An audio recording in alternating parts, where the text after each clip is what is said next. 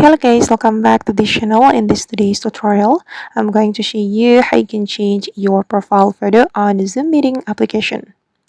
Okay, let's get into it guys. First of all, I'm going to open up my Zoom meeting application on my mobile phone and make sure you have logged into your account on Zoom meeting. And after that, you're going to go to the Zoom meeting setting. You can click on this more option and the setting will be opened. And after that, you can go to your profile. Just tap on your profile and here you'll be able to change your profile photo. This is my current profile photo and I'm going to change it. And you can either take a new photo or choose photo from your device.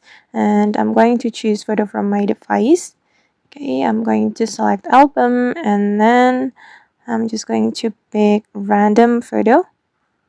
I'm going to go with this one. And I'm just going to choose gallery. Okay. And then you can select the area you want to display on your profile photo and then click on done. Okay, and just wait.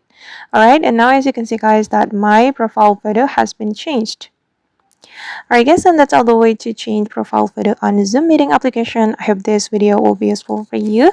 Thank you so much for watching and see you in the next video.